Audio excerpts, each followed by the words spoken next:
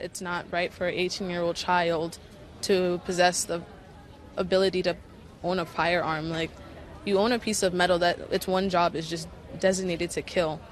I'm not even old enough to rent a car, but I'm old enough to buy a gun to kill you.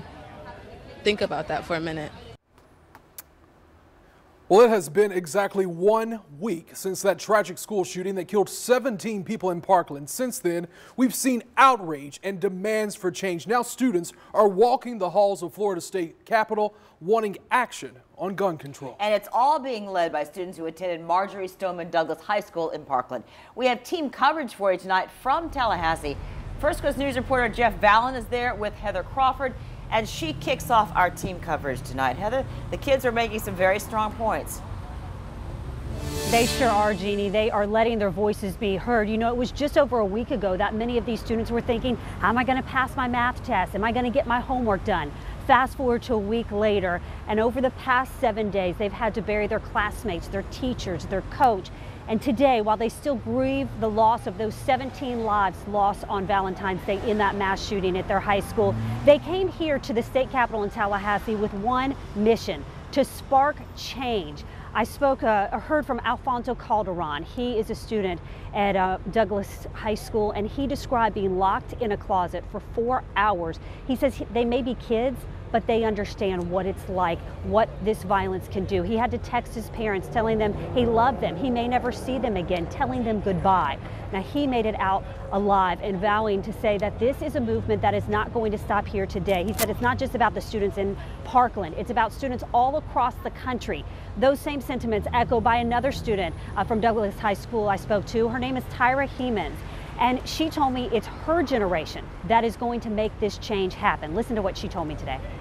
This is my sign saying enough, because it is enough. It was enough when we lost so many souls in Columbine. It was enough when we had to say goodbye to innocent elementary school children. It was enough when 50 people died in a club because they were having fun. It was enough when 59 lives died in Las Vegas because they were having fun. It is enough that 17 students in my school were learning and got murdered for getting an education.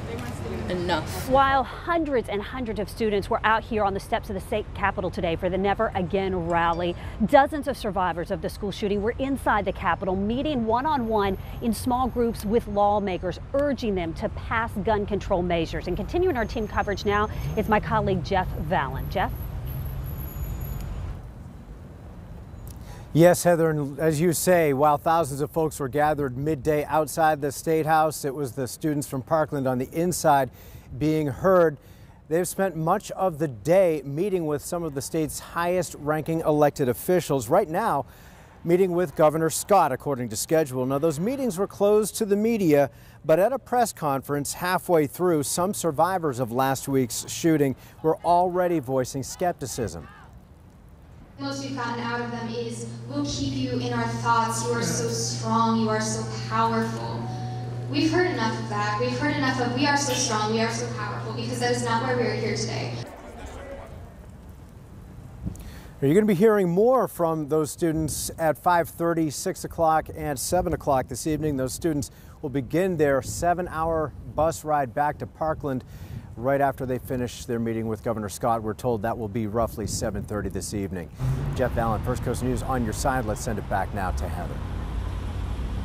Jeff, thank you very much. You know, it wasn't just students from South Florida who came to this rally here today. It was students from all across the state. And tonight at 5:30, you're going to hear from a group of girls.